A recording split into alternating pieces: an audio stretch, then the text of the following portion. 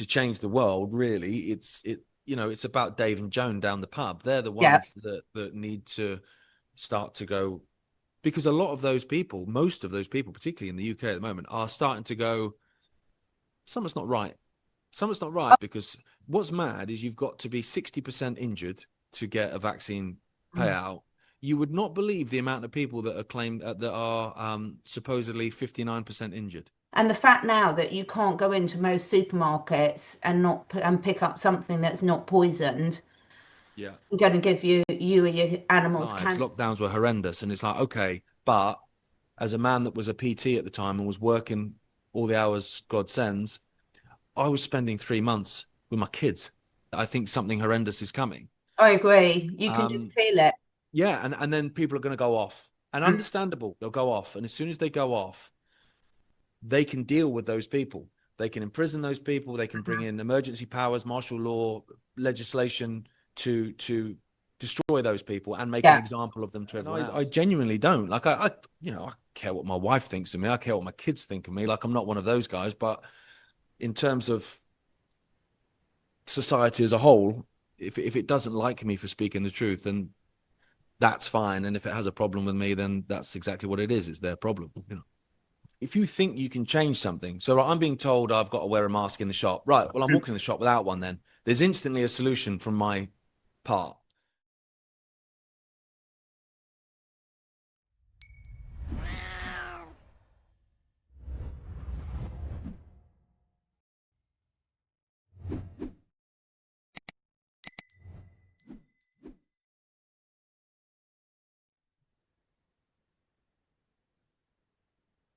Right, a big welcome back to the Live, Love, Learn podcast with me, your host, Catherine Edwards. And today on my Deprogrammed series, you are in for a real treat because I am joined by Gareth Icke, musician, sportsman, presenter, writer, free speaker, and eldest son of David Icke. So Gareth has carved his own path as a truth seeker and voice for freedom. And as co-founder of the alternative media platform Iconic, which is amazing, if anyone hasn't joined, please do. He runs Iconic alongside his brother Jamie, where they provide uncensored, independent content in a world where information is increasingly controlled. So we're going to be talking about what it's like growing up as an Ike, his journey to finding his own voice, the mission behind Iconic, and most importantly, the challenges we all face right now from mass programming, Agenda 2020, and how we can really try and reclaim some sovereignty and find joy with all this going on. So, Gareth, a big welcome. How are you doing? I'm good, thank you. Thank you very much for having me.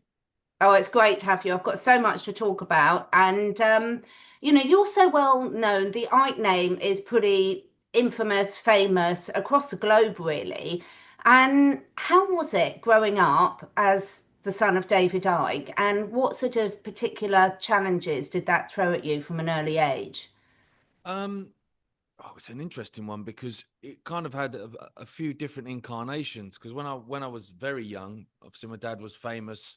Um, in I guess a socially approved way, in that he was a presenter on the telly, and you'd go out and about and people would come up, and long before camera phones and stuff, so they'd ask for autographs or shake his hand and all that kind of stuff.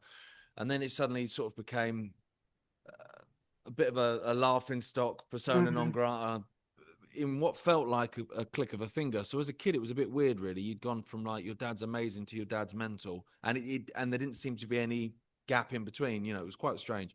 Wow. Um, and I'll be honest, it wasn't very pleasant at all growing up.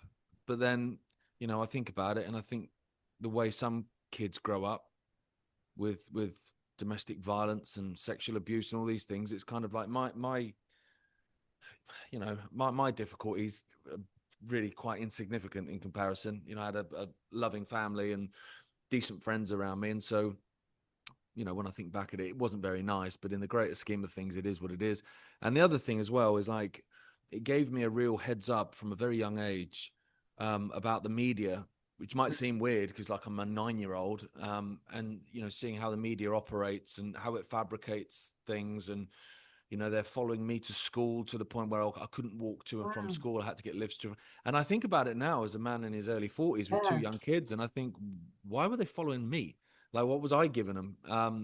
And they were, people like the News of the World and those kind of red top tabloids were offering friends of mine's parents money to say bad things about the family, always targeting the poor kids. Because I was Yeah. kind of like, I guess I am now a bit like I've got friends that are multimillionaires. I've got friends that I'll get the beers in. I understand you're struggling, and everywhere in between.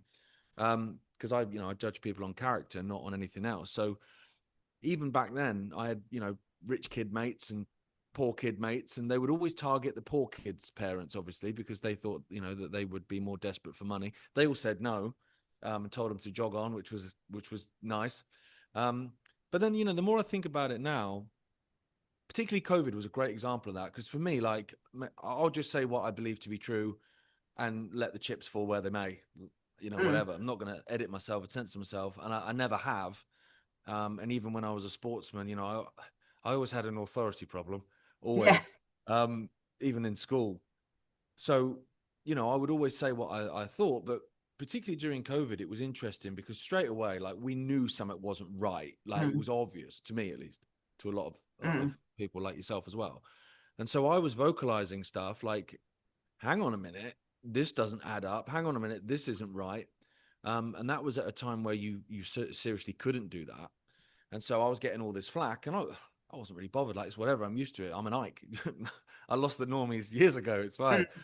But I was getting loads of messages, some from famous people, actually, from the world of football, from the world of music that I'd met and knew over the years. But mainly from people I went to school with or used to work with or whatever, saying, mate, I'm with you, but I can't say it because I'll lose my job, or my mother-in-law or is works for the NHS or whatever. You couldn't say it. So then I felt almost more obliged to actually speak louder Yeah. then and go, well, okay. I mean, I'm speaking for myself. I don't speak for anyone else. But then at the same time, if you're reiterating my point to me, then you're almost giving me permission to speak for you. So I'll amplify my voice a little bit more. And then I was getting more and more flack, and I started thinking to myself, like, why doesn't this bother me? And then I hark back to childhood. I was like, that's why. That horrible time as a kid, like, that was my basic training. That was when you first joined the military and you're doing these Mm. big long runs in the rain with a big heavy backpack so that you're ready when you get to the battlefield. That Now it makes sense to me. That's what that was all about. It was about, preparing me to be able to say what I believe to be true and not be worried about getting flack for it. I mean, a lot of people say they don't care. Sorry, they say they don't care what other people think, and you look at I don't care what people think, and you look at them and you're like, yeah, yeah, you do, Yeah. really, yeah, you do. I mean, and I genuinely don't. Like, I care what my wife thinks of me. I care what my kids think of me. Like, I'm not one of those guys, but in terms of society as a whole, if it doesn't like me for speaking the truth, then that's fine. And if it has a problem with me, then that's exactly what it is. It's their problem. I love it. And I think that resilience that you and obviously Jamie's grown up with, I've had Jamie on here a couple of times, is amazing, and what's so lacking in so many people at the moment of all ages, actually, not just, people talk about the younger generation lacking resilience, but for me, I suppose I don't necessarily see it just like that, because like my children have got a huge amount of resilience, but then they haven't been pandered to as they're growing up. So I think with your navigating your own authority and your own voice, how easy has that journey been for you? Because when you've got such a big name behind yourself, have you found it difficult to carve out your own niche?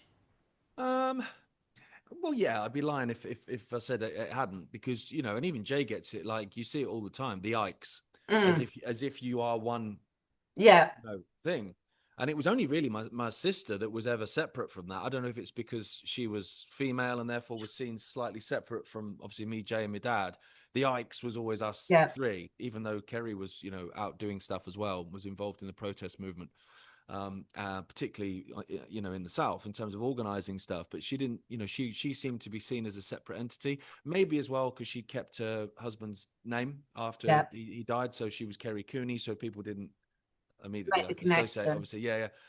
But do you know what? It's always been like that. Like, when I started playing football, chip off the old block, Your dad was a goalie, you were a goalie, my brother was a goalie. So Mm. again, you were always this thing. And then, even when I started playing ice hockey, it was like, yeah, but you're still a chip off the old block, even though dad can't ice skate, Yeah. but he's still a sport. So he's still a sportsman. You still chip off the old block. And then when I went into music, again, it was the same. It's like, yeah, like he doesn't play music, but he stands on a stage. You stand on a stage. Therefore, you're, so it's always been like that. And I think it was only really during that COVID era, I think, when I kind of, and it wasn't conscious either, but it just sort of, I stepped out of it in people's minds. I think people see us, not everyone, some people do still clump us together, of course, but I think people see us as different people now. Yeah.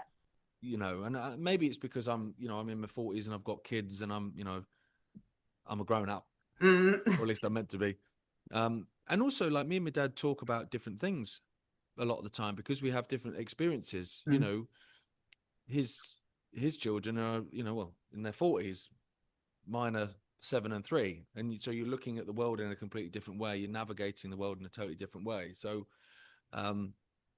yeah, it wasn't a conscious thing to try and step out from it, but it is something that I think has happened more so in the last 5 years. Yeah. I find it incredible. I mean, the whole label thing, I think that's going to come up throughout our conversation today. But I've got a twin sister. We're not even identical. We couldn't be more different if you tried. I mean, it's quite sad, really, with current events. We're pretty estranged now.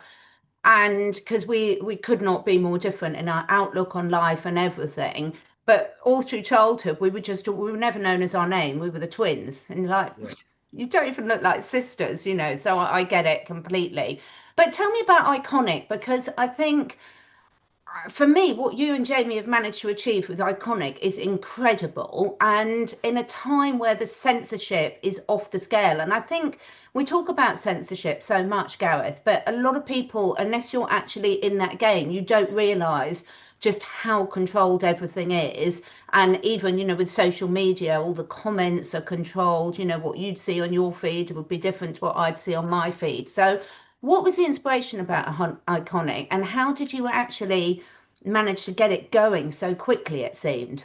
Well, to be honest, the business side of it's all Jay. Like, Jay's he studied business. That's his thing. I bankrupt, you know, in 10 minutes. But I mine is more the content side of it, which is, where I say I enjoy it, and actually that, that would actually be untrue. I don't enjoy talking about the stuff that we have to talk about all the time at Yeah. all. There are a lot of people that say, I would never be in any other realm. I'm like, mate, I would love to be in another realm. Yeah. You know what I mean? I don't want to be, interviewing victims of satanic ritual abuse. Who wants to do that? But it was one of those things. It's kind of like, well, I guess, necessity is the mother of all invention, and that's basically how it was. So even before the Rona stuff, Dad was getting banned all the time, Yeah. constantly, from different platforms, shadow banned, demonetized. You were creating this, what I felt was amazing content that was being watched by one man and a dog. And I'd have people messaging me going, I've not seen your stuff for a while. Are you still doing Yeah. that stuff? It's like, mate, I'm putting out videos every day. You're just not seeing it. And then Parler was the real eye opener, because what happened was, when you had all that censorship on Twitter, Parler suddenly emerged, didn't it? A lot of people moved to Parler, and it seemed to be this free speech platform. And then suddenly it was gone. And it was like, how did that happen? And it turned out that they were using Amazon servers. Oh, So we realized then that actually, even if 1% of your setup is beholden to them, essentially, then if they can pull it, they'll pull it. And that's what they did with Parler, of course. So then it became basically necessary to have everything in-house, everything bespoke, everything, nothing is, all our own servers, nothing is dependent on them, essentially. And that was completed in November 2019, wow. which is mad when you think about it in Yeah. terms of the Yeah. timing, because That then was Dad, definitely a voice from above guiding you. Yeah. well, that's the crazy Yeah. thing, yeah. And obviously then Dad was just literally deplatformed from Mm. everything. um and so we became the only place for that. And in the early days as well, particularly of the Rona stuff, people wouldn't speak to us.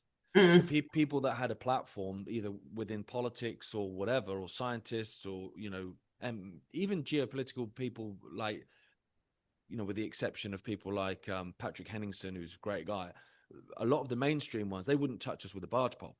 But it worked out really well because they wouldn't touch us with a barge pole, but then they also wouldn't touch the whistleblowers that were talking out about midazolam and that were talking out, about the hospitals being empty or vaccine injuries later on and all that kind of stuff. So they were coming to us because we were the only outlet that would have them. And obviously then that elevated us because people are like, well, I can only hear these guys here. Yeah.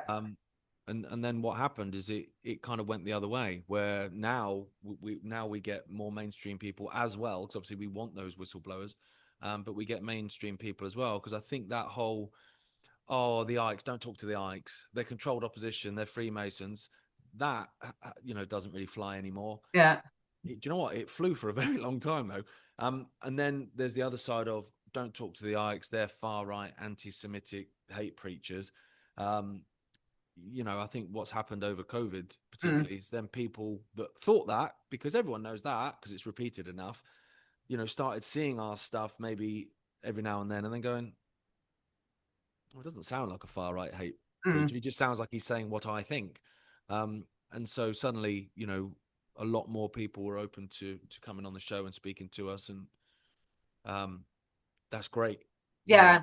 It really did explode, and I can remember listening to your dad on London Real where they got taken off live. I can tell you exactly where I was on my dog walk where they just cut the whole thing. And I think platforms are iconic are so amazing because the amount of information that is on there for all sorts of things, everything from health to geopolitics to whistleblowers. It's just incredible how much you've got on there.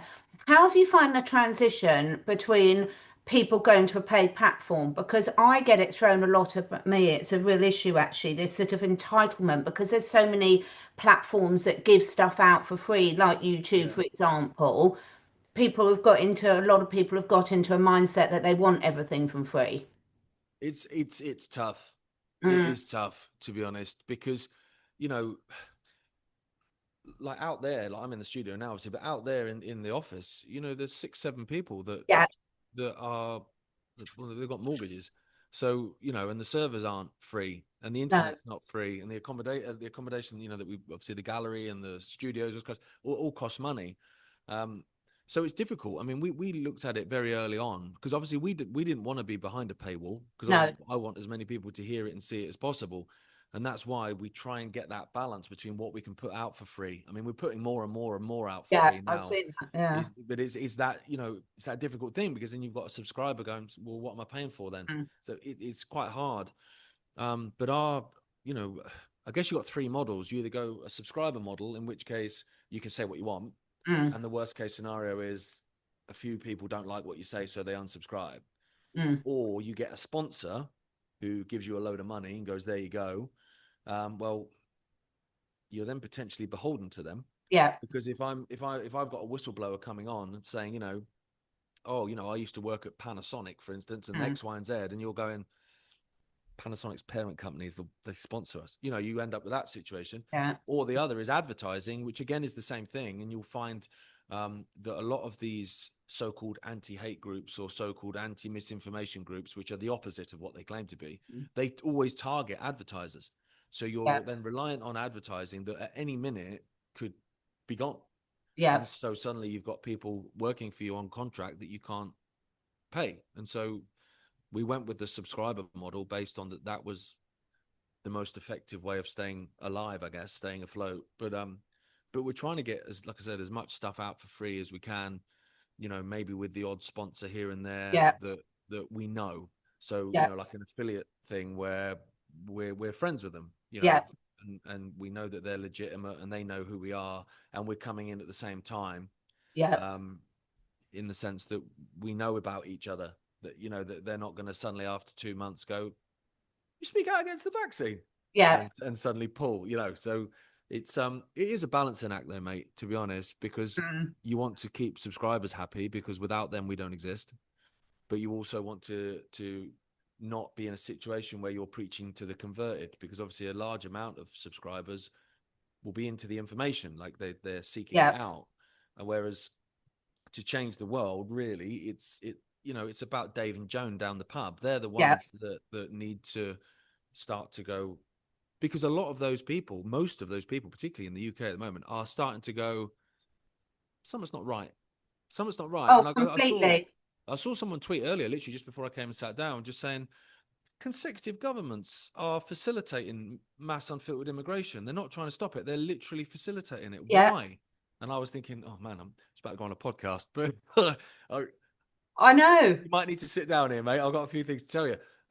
So those people are asking those questions because it's so obvious now. I mean, they've just released some footage where they've shown that the dinghies that they've confiscated from these people have then had these little tags put on them and sent back to France Well, to I was be used expecting to again. see some of us lot, cleaning them up and polishing them up for them, and perhaps putting a can of Coke in there to make their journey over more comfortable. And such a good point, Gareth. There's so many things to that, and I think it is a very fine line. But I wanted to ask you about communities because it ties in quite a bit with what you're saying there, instead of almost putting your money where your mouth is. If you're going to change the world, you've got to start behaving and doing things differently. Yeah. And we're seeing a lot, particularly I'm pleased to see. I mean, since the pandemic, I, like many people, relied on online for my community because, quite frankly, there was so few people in my immediate vicinity that weren't taking a very wide berth. I've never been kicked off so many WhatsApp groups in such a short, or ostracized from so many meetings. But so online communities obviously great, but that's not really going to help us when they pull the plug on electricity, on power, where they're censoring you, where they're monitoring everything. So we are luckily seeing a real surgence of people trying to get together in real life communities. I mean, I was down an amazing one near Brighton last weekend. How do you think you see that in terms of moving forward, and how does that fit in with your sort of online iconic community? Well, I think that's grown massively in terms of the communities. Things like Stand in the Park were were, Mm, were massive during that lockdown era and stuff. But the thing is also like, yes, an online community is good, but like you say, they can pull the plug on that. But it's not the same as meeting someone in person. yeah, Just even chatting like this is nice, but I would much rather be sat down next to you having a yeah, coffee in the chat. And I think that is a human thing that we need. And I think that's what lockdown affected so many people. That's why it affected so many people, was the mm, loneliness. You could interact on Zoom as much as you want, but it's not the same. I can't meet up with yeah, my friends, and I mean we did, but people, didn't feel like they could. So I think that will just grow, and I think there's quite a lot now. There's a big one in Buxton, which is not mm, too far away from us. Um, Here in Derbyshire, and that's something we want to move out into ourselves. So we've started by doing these iconic lives, which are free for subscribers. Like they'll come along. We'll just rent out a theatre and have interaction with members and stuff. But that's something that we want to do more of. Be out in the community, yeah, and actually helping people and organisations.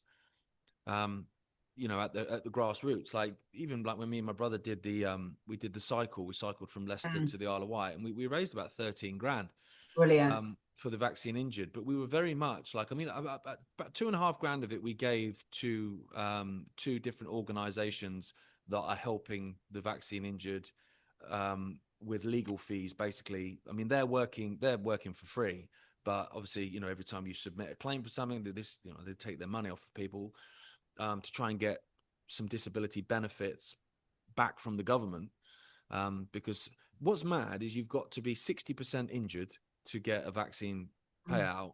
You would not believe the amount of people that are claimed that are supposedly 59% injured. yeah, It's unbelievable. What are the odds? Just can't quite get the money, unfortunately.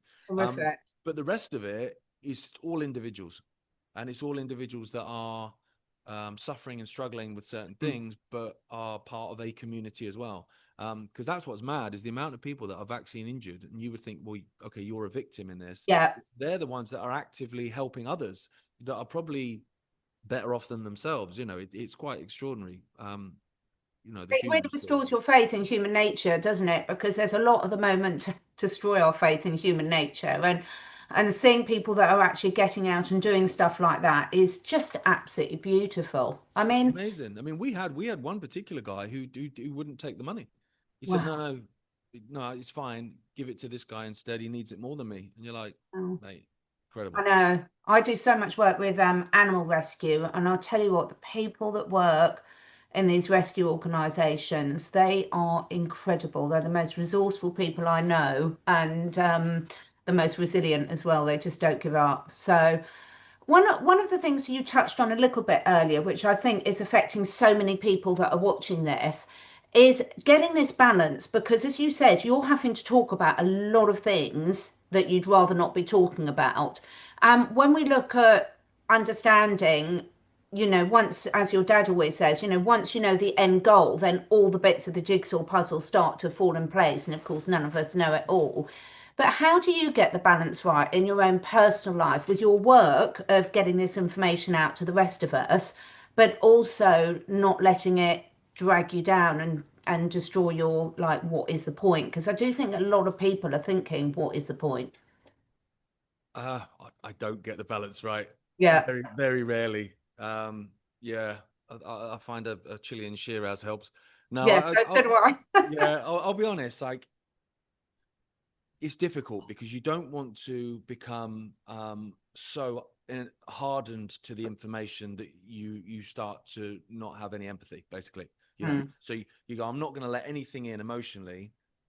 Yeah, but that's not good either. mm, So I do struggle. Some days are better than others, because we also have some amazing stories that are mm. that are really uplifting. But my kids help. To be fair, like where I live in the country now. I got out of the city a few years ago, but the studio's still in the city. So I've got that half an hour car journey to get Yeah. get it out. And then, sometimes I will end up sitting on the drive for 5 minutes, and my wife like looks out and I'll Mm, give him 5 minutes, because then when I come in, I'm dad and I have to mm. be on it, and a bit silly and energetic and stuff when you're not necessarily in the mood for it. Um, so the kids help because they lift you. Mm. Because any point you even consider the idea of, well, what's the point? You look at them and you go, that's the point. Yeah. Um, and also walking. To be Yeah. honest with you, I love it. Like I still play a bit of ice hockey now, which is nice. Like for that, bit of Mm. camaraderie and stuff. And it's funny because I put stuff up about ice hockey, or if I'm watching a match, or if I'm at a match, whatever. And you get the same. I can guarantee it. There will always be one that says "bread and circuses, mate." Every single Yes. time, there's always Oh, one. And you're like, yeah, I know, but I yeah. like bread and I like circuses, and that's fine as long as I know they're bread and circuses. And I remember my dad years ago saying to me, because I was really letting stuff get to me. This was probably 10, 15 years ago, um, about what was going on in Gaza, actually, Mm, because, contrary to public belief, it didn't start on October 7th. yeah. And so I was, really struggling with some of the images I was seeing and things. And he said to me, he said, you need to find a balance, mate, between trying to save the world in certain terms of trying to make the world a better place in whatever way you can, and seeing how Derby County got on. There Yeah. has to be a balance between the two, because if you're so immersed in one or you're so immersed in the other, then you're kind of useless, really. And I've seen a few people do that and come back from the brink, but basically go so far down the rabbit hole Mm, with no release. Shut down all the curtains. I'm all in the rabbit hole, and it's a dark place. It's yeah. a dark place. If you're there all the time, it's it's dark. Yeah. And so, but then I also think, mate, that there's a little bit of guilt, and I have it sometimes as well, where you might be scrolling through social media and you'll see some like horrendous images, and you see stuff and you're like, oh mate, and then something will pop up and it's a meme or whatever, and you'll Mm, laugh and it's funny and you laugh, and then you're like, but then immediately think, kids are having their arms blown off. The frick am I doing yeah. laughing? It's like, well, yeah, because you're not laughing at that. You're laughing Mm, at something completely disconnected. And you have to have the ability to laugh at stuff and try and find pleasure in things. Like for me, during lockdowns were horrendous. I knew 7 people that took their own lives. Lockdowns were horrendous. And it's like, okay, but as a man that was a PT at the time and was working all the hours God sends, I was spending 3 months with my kids. Well, yeah. with Alora at that point, Ophi wasn't born. That was incredible. I got such precious time with her. that I'd missed before. I'd missed the first words, I missed the first steps because I was at work all the time, because you have to be, pay the mortgage and feed everyone. But so I could take pleasure in it. And it's like, look, I'm not celebrating lockdowns. I was speaking out against them the entirety of the time, but at the same time, I'm going to take a positive out of it. And it was that I spent more time with my daughter. So I think sometimes that's what we need to do, with a long-winded way of saying that actually there is a lot of beauty in the world. There is, and there's a lot of amazing things to enjoy. And I think it's important that we do that.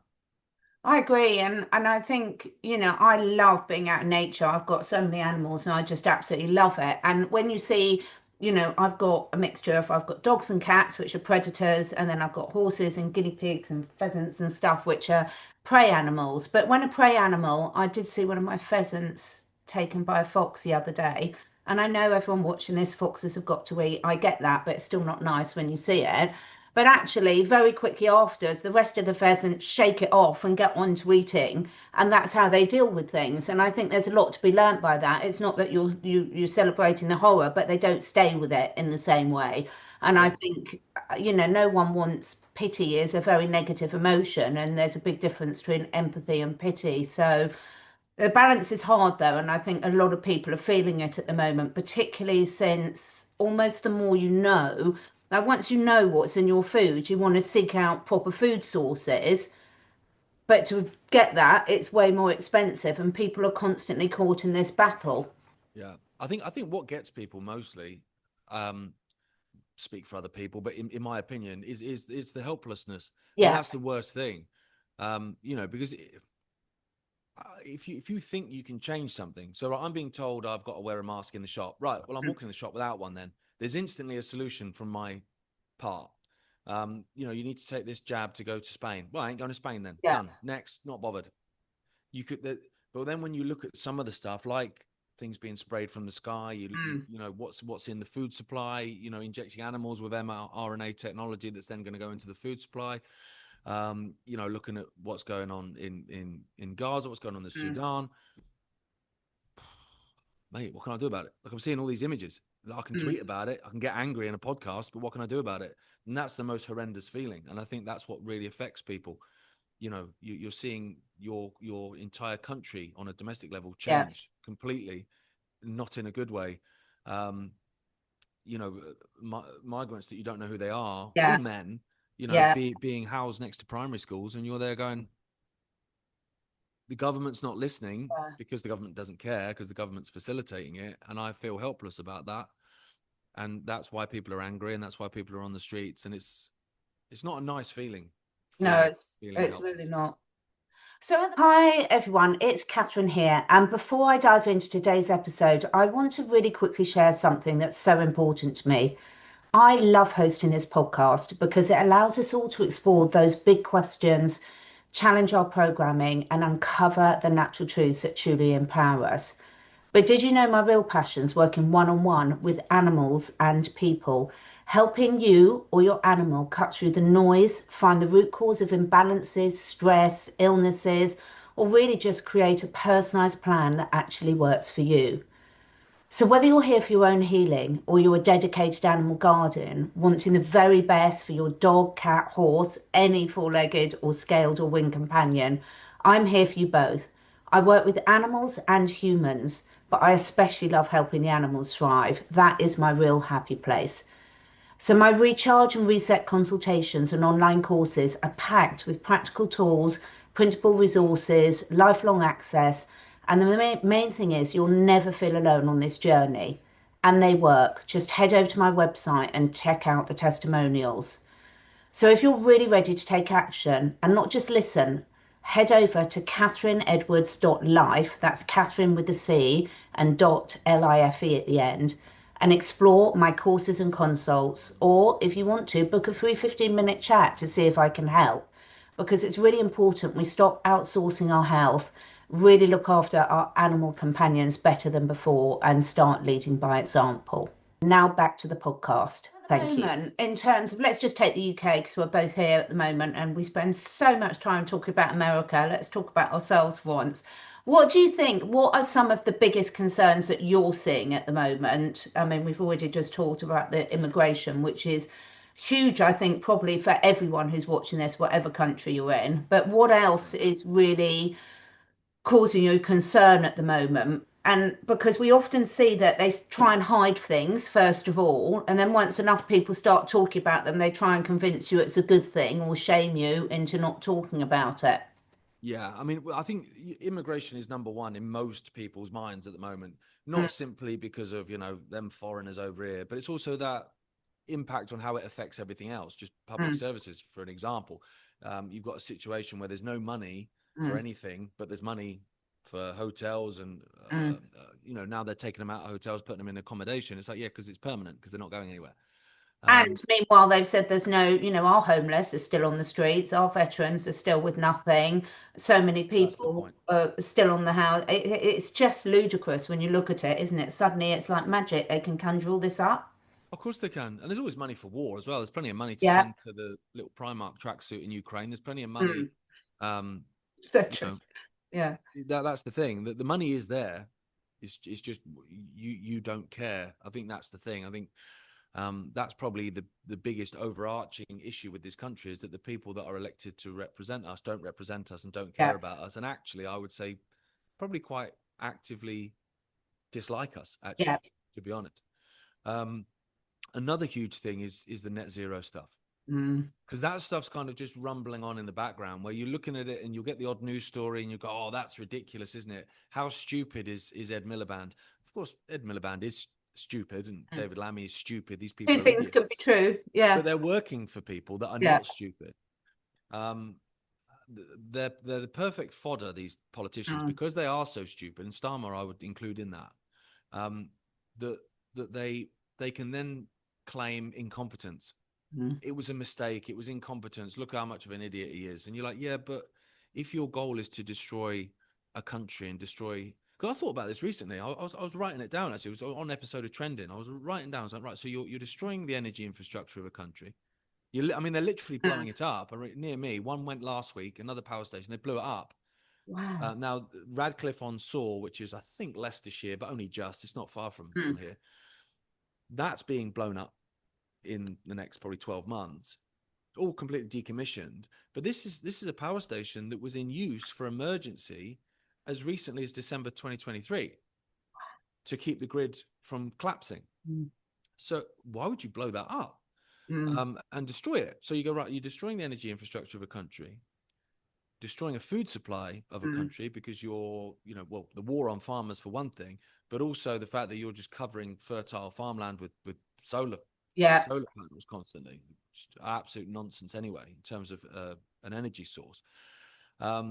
You're disenfranchising the young Hmm. completely. You're picking fights with Russia and now China and all this sort of stuff. So I went through all this stuff. Like, if I wanted to destroy a nation, I would do everything on this list. Yeah. Like, I would actively do every single one of these things. Wow. Mm. It's very hard then at that point to come to any other conclusion than that's exactly what they're doing. Mm. Um, and I think, under Labour, they've just ramped it up a lot more. I was reading today, it's since Starmer came in to smash the gangs, it's 50,000 men. And I'm saying men because we all know Yeah. that's what it is. 50,000 men, which is one illegal immigrant every 11 minutes. Now, you can be as caring and loving and woke as you like, and they're fleeing war zones like France. They're fleeing war. You can claim all that stuff, but at what point does it become unsustainable? We're an island. Yeah. People must see what's happened to our cities. Even where I am, Derby. Derby's a hellhole, mate. Yeah. And I loved it. I moved here about 15 years ago and I loved it. Mm. It was great. It was just like a big town, basically. Mm. And everything was determined on whether Derby County won. If Derby County Yeah. won, night out. Everyone's best mates. If they lose, the pubs are dead. It was like, now it's a hellhole. I wouldn't go out here. I moved away very Mm. quickly. And I think you could say that for every single city in England, and probably a lot of large towns now. Yeah. And then what we're seeing in terms of, and immigration is a massive part of that, massive part of it, because they take over whole communities and they don't integrate and they're not friends. Like Yeah. I know a lady that was working at a primary school in Derby, and she was saying that they were staggering at this point drop-offs and pickups between different nations. So people would come in, and none of the parents speak English. The kids do, they're learning, but the parents don't speak English. So they would come in, but they have to stagger the drop-offs between different nations because they'll fight in the playground or they'll fight in the car park. These are primary school parents. And you're like, so if you're bringing that into communities, you're negatively impacting communities. It's not racist to point that out. That's just how it is.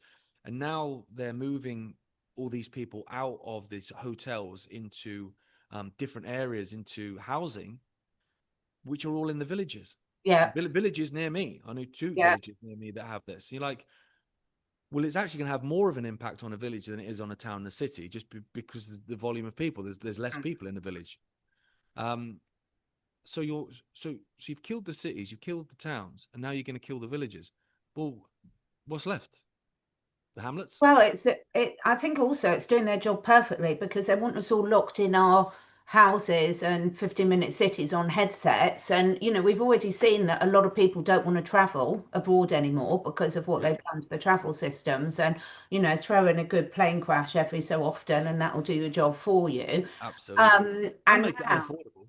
yeah. And now, people don't want to go out and socialize because it is very, very risky. And again, I know I get a bit boring coming back to nature, but that's the only way that nature can thrive is if one species doesn't take more than it can give back. Once you start raping and pillaging all the resources, then you are going to get people fighting for resources, whether those resources are women, children, food, land, medical care. They're going to fight for them because Yeah. by that stage it turns into, pure animalistic instinct. So it's Yeah. I mean, pretty stressful, isn't it? it is. I mean, I spent a weekend in the Lake District with Jay. Mm, We went out walking and stuff. Different world, mate. yeah, Totally different world. And I was like, this is England, and yeah, it's incredible. Like everyone is courteous to each other. Everyone cares about the world around them and the mm, nature around them. It's just wonderful. And it's what the country could be, and it was. I mean, I'm in my 40s, early 40s. Like I'm not old, but I can remember when I yeah, was young. It was schools weren't surrounded by prison-like fences when I was mm, a kid. No one was scared to go out. Growing up on the Isle of Wight, people left their doors open, mm, unlocked. They don't do that now. mm, So something's changed massively, and not for the good. Um, and I think people are just being pushed to the point where they're going to snap. And yeah. I think I'll be honest with you, I think that's what they want. I I think think that's that's, what I they was just want. going to ask you about that. I really do think they're what they want, but you're almost caught between a rock and a hard place because we need people to stand up and say no. But of course, as soon as they do, then perfect route in for the digital IDs. Exactly. And this thing, I've said this a few times. For me, you've got kind of three sorts of people. You've got those that either don't care about what's happening to the country or don't feel they can do anything about it Yeah. and are resigned to it, whatever. They're at home watching Bargain Hunt. They're not bothered. They ain't gonna do anything. And then you've got another group of people which are angry, and Mm, there's a blue touch paper ready to go, ready to go. And when something happens, another Southport, which I'm resigned to the fact is mm, coming, and I think it's going to make that look like nothing. yeah. I genuinely, like, I'm not a guy that has fear. I don't believe in fear, but because that's what I'm meant to feel. Mm, But at the same time, I think something horrendous is coming. I agree. You can just Um, feel it. yeah, and then people are going to go off, and Mm, understandable, they'll go off, and as soon as they go off, they can deal with those people. They can imprison those people. They can bring mhm, in emergency powers, martial law, legislation to destroy those people and make an yeah. example of them to everyone else. So they're happy with the bargain hunt lot, and they're happy with the people that are going to kick off violently. Mm, And so you've then got this other group in the middle, which I think is the most important group, which are those that are very peacefully and intelligently mm, and through organization opposing it and mm, saying no, but not providing the excuse to have the door kicked in by, by the police. So mm. they're the group that I think they have a problem with. So they use censorship to attack them. But they're the most important group, I think, really. I agree. I You know, agree. And It you've is got about to, digital ID, though, mate. You're right. yeah, That's what it's it's about. just, it's absolutely horrifying, really, because there's so many, for someone that's not a psychopath, hasn't been studying all this for so long, and putting the dots together, of which your family have just been a major, help to me doing that. But for a normal person that's busy out working, looking after their family, enjoying a beer, they're not psychopaths, so they don't see the patterns. And so there's always good explanations for why you can do these things. I've used the example many times when they started putting cameras on train station platforms, having spent a lot of my life coming back late at night to a deserted train platform in the middle of nowhere. It's really creepy. So it's horrible. You feel really vulnerable. So you're like, oh, I feel quite pleased there's a camera there. And then you're like, oh, here we go, we're actually asking for it. And the Yeah. supermarkets now, so many supermarkets have got the face recognition. So I think we all need to go in with masks. I've just bought a Prince Andrew one. I'm going to wear it next time I go to Sainsbury's. So I'm standing there on the checkout. We're going to think that I might start sweating profusely whilst I do it to Oh prove that yeah, I'm wrong as absolutely. well. But no, Yeah. it is tricky for people to come up with solutions. So, with some of the things you're most concerned about, what advice have you got that you can give people? What have you guys been thinking about as something that we can peacefully do that isn't then giving them playing straight into their hands? Well, that's the $1 million question. That's the tough thing. And Mm, that's where I think these communities are so important because there are different skill sets in there. yeah, But there's people that can take legal approaches to certain things. And it's happened a fair bit where people have had, particularly with the migrant hotels and accommodation, they've actually had things overturned brilliant. because there's there's legal framework that stops them from being able to do it. Obviously, Labour, and they're all the same anyway. They kind of look at the legal framework and they don't care about it. But if you've got enough people with enough nous in that arena, you Yeah, can get things overturned, and that has happened a few times, particularly when people are being housed close to primary schools and infant yeah, schools. Um, so that, of course, is part of it. It's difficult because you're at a position where you go, well, what do we do? Do we just start a separate community, the mm, freedom community, and and humanity branches off, and mm, whatever they can have all their digital stuff, and we'll just go and have ours, like the Amish. But it's mm, like, but I don't want to do that because I love my country, not in a bulldog tattoo kind of way, but mm, I do love England and Britain and British culture and all that kind of stuff and our dark humor and all this mm, stuff. And I think it's worth fighting for. It's just how you do that. And I think the most important thing is no, saying no to stuff. For me, COVID really amplified the fact that it was the most important word in the English language. yeah, And we're not taught that. We're taught the opposite. Like Jim Carrey is not starring in a film called The No Man yeah, because it's seen as a negative thing. No is negative, and yes is progressive. Yeah, but there's certain situations, a lot of situations in life where yes is very much a bad idea, and that absolutely. actually the ability to say no and mean it and mean it. Not like with COVID with yeah, no, I'm not getting the jab unless they you are then because you've just said unless they and they are going Yeah, to do the bit that you've considered the caveat. So you have to say no and mean it and stand firm on it. And if there's enough of you doing it, then that will make a difference. That will make a difference. I think that's what it's going to come down to. It's going to come down to numbers, which is why the censorship's so rife. oh, it's just ridiculous. I mean, it is absolutely ridiculous. And, I've dealt with it for long before I started doing YouTube because being in the natural health world, that's been heavily censored for Oh years, yeah. years and years. So I've had so many run-ins there, and it's heartbreaking because, I was very angry yesterday because I've got a relative that's got yet another dog that's probably got cancer. And it's just absolutely heartbreaking that the most innocent victims amongst us all, the fact that most people can't go into shops. If you've got an elderly person, they can be quite limited about where they can get their stuff from and everything. And the fact now that you can't go into most supermarkets and pick up something that's not poisoned, Yeah. going to give you or your animals cancer. I must say I had to do some deep breathing yesterday. It does make you angry, but there is so much we can do, and I think we've got to keep talking about it, and we've got to keep sticking together. I do think this, you mentioned something earlier, Gareth, about it's so easy, these lazy insults that people can throw at people, like the sports, bread and circus. But, my children are very sporty, and the discipline and there's so many good things you can take from this. And I've seen it big time with the education system. You can don't throw the baby out with the bathwater, because there's different forms of education. And in one minute, everyone wants these doctors to come on and are impressed because they're a doctor. And the next minute, they're saying every bit of education is useless. It's how you use the tool, I think, that's important. Absolutely. And I think the other thing as well for me, because the education system is just an arm of the state. Obviously, the state Exactly. establishment has its different arms, with its media propaganda arms and its education programming arms. Then you go, well, what are the things that they despise? Mm. Sport and Mm-hmm. the arts. So I would look at that and go, right, well, what's important then?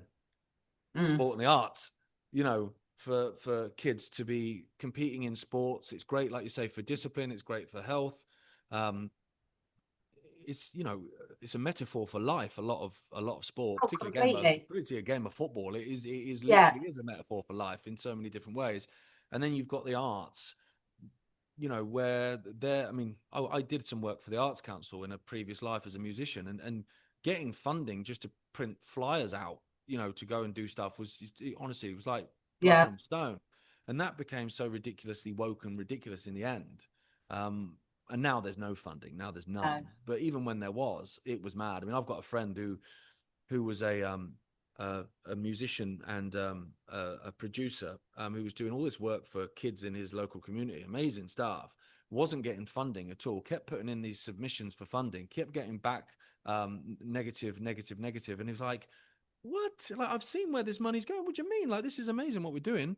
And a friend of his at the that local arts council said, "You just need to say you're non-binary, mate." And he went, "What?" And Oh, he went, "Trust completely. me." He Yeah. did.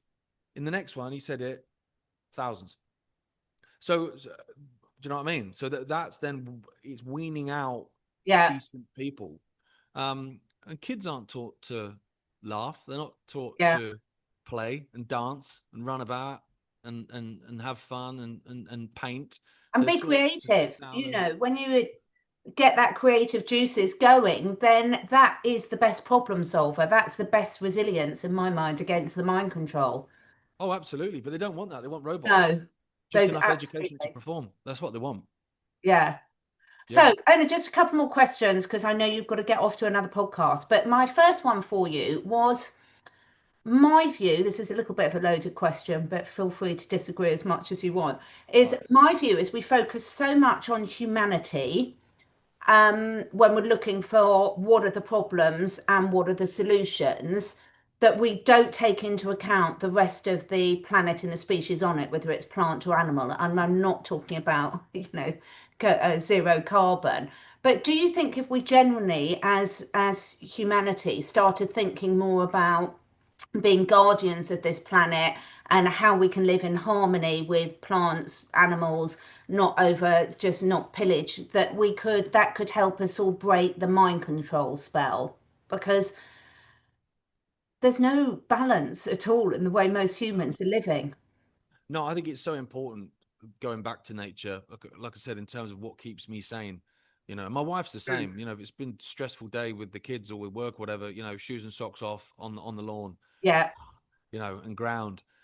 So it's massively, massively important. But I think that's an interesting part, how you asked the question at the start. We're saying, like, I'm not talking about the net zero stuff. Yeah. And that's the thing.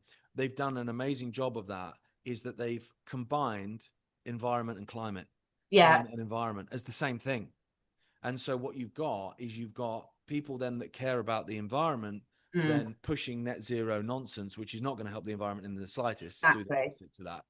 And then what you've got on the other hand is you've got those people that get that climate change is a scam, then not speaking out on stuff for the environment because Yeah. that's what that team's doing. I'm tribalistic, I'm on this team.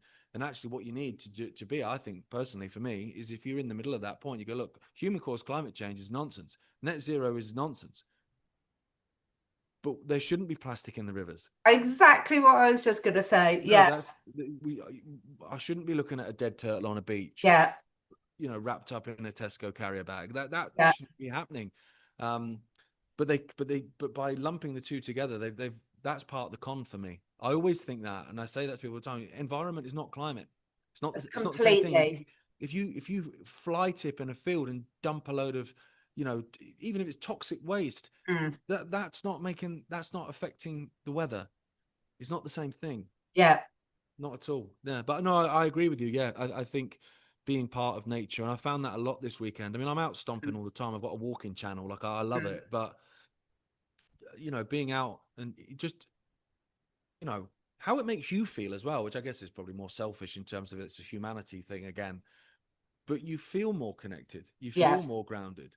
You feel invigorated. Well, at least I do. I mean, Yeah. your legs ache, but like we climbed a couple of fells on Saturday, and I was literally stood there at the top, like my legs felt like they were going to fall Yeah. off. But I was just looking around at the views, and I'm looking around at everyone else who's just got to the top as well, because it's quite busy. It's Mm. nice weather. Everyone's buzzing. Yeah.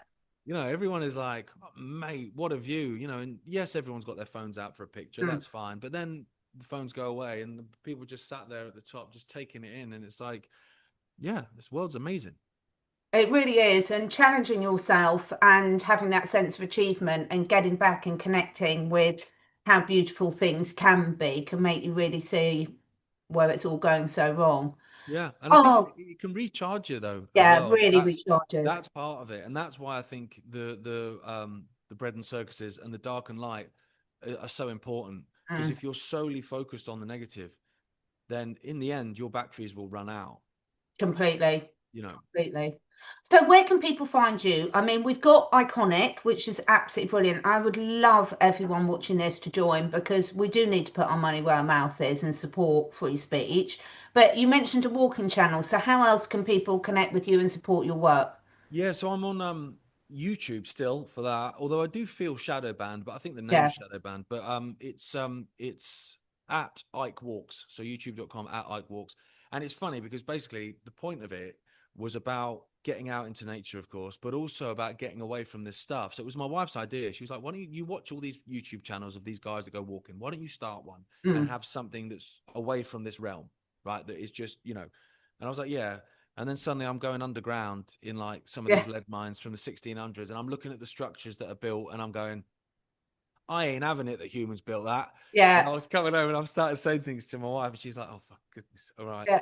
found another rabbit hole of you. I have Yeah. you." But yeah, so the stuff on there, which is like, and another part of the reason, like I'm close to 200 episodes now of that. Um, but there's 6 things now of those, so 6 of those episodes on historical monuments and places and whatever that don't exist anymore. So Wow. literally gone. So that was another part of doing it, is documenting stuff that now the bulldozers have come in and got rid of. A couple of them accidentally, according to the council. I'm not sure how you bulldoze historical monuments accidentally, but there you go. So there's loads of stuff on there. And then I always say, for now, because I don't believe X is a free speech platform at all. I mean, it's freedom Don't of even reach, not get me freedom of, started. well, yeah, what is it? Freedom of speech, not freedom of reach. And it's like, well, that is censorship then. Mm. Um, but I'm on there as just Gareth Icke on X, and the same on Instagram. But like I say, I always say for now, because the further down the agenda we get, the worse things get, the more they're going to want to try and shut people like us up. Yeah, absolutely. And very quickly to finish, yeah, your brother came down and actually visited, and my dogs absolutely love them, and they're rescue dogs, and they're a little bit protective when new people come in, and they didn't react to him at all. And this is the ultimate test, I think, when you say get to meet people in person. I'd love to see how they reacted to Elon Musk. And That's it. I wouldn't feed them first before he came. You know what? My youngest, Ophelia Ophi, she's the same, and Yeah, I think she was a dog. Like her yeah, first, she doesn't like if she plays with her older sister, she always plays the animal. Like yeah, my wife thinks she's not going to be a furry, is she? I'm like, no, she's not. She just likes animals. But her first word was doggy, even though we don't yeah, have pets. And she's the same. And actually, my mate Phil, that I sometimes go walking out with, he came round the house to pick me up. And we were off to Yorkshire to do this couple of episodes. Anyway, he came in, and he doesn't normally come in. It was the first time he came in. He normally waits out in the car. He came in, and Ophi was like sound with him. And even yeah. my wife was like, You must be a good egg then. It's Must be a such a good great egg. tale. Yeah, And the because she's furries, like that. You yeah, have to earn it. You have to earn it with her. yeah, And there's a lot of people that, because in this realm, you bump into people that aren't all that really, or they claim to be something, or they want something from you. yeah. They've just not got to asking you yet. And yeah, she don't hide it very well I love it. when she don't like people. And I love that about her. I love it. The furries are just to end on a funny one for everyone. The furries have ruined it for me. I haven't got it handy. I have for years had tails because I've always thought there's something missing. I should have had a tail, but I am not a furry. So I used to quite regularly go around wearing my monkey's tail, which is my favourite. And now I can't wear it anymore because everyone thinks I'm a furry. I'm so disappointed. They've ruined it for me. I think a lot of them though, it's this like kids are funny, kids are clever too, much more intelligent than people give them credit for, and they see through bullshit, kids. Oh yeah, And so it's the same as the kids that they were sticking coke on their COVID tests and having 3 or 4 days off school. Like they're not stupid. And I think yeah, so much of that stuff with the furries, because I know I'd have done it if I'd have sat there in school, because I hated school yeah, and I didn't get on with teachers. And if I was like, if I get on all fours and start barking, they're going to have to refer to me as a dog. yeah. I'd do it. I wish I'd do that it. was a thing when we were at school. I really do. I'd have had such fun with that. Yeah. Yeah, I'd have just done it to wind up the teacher every day. Yeah. Yeah, Oh my God. Well, thank you so much for your time today. I've loved Really it. appreciate it. Perhaps we'll do the next one out on a walk. That'll be even better. Mate, I'd Yeah. love that. That would be Yeah. great. That would All be right. great. Yeah. Fantastic. Thank you so much. All of Gareth's links are below. You know where to find them. Go support. Take care. Thank you. Take care. See ya. Bye. Bye. Thank you so much for taking the time to listen. And if you feel inspired, please do share with your friends and family. This helps us spread the word and also helps me encourage some exciting new guests to take part in this podcast. And above all, stay curious and stay free.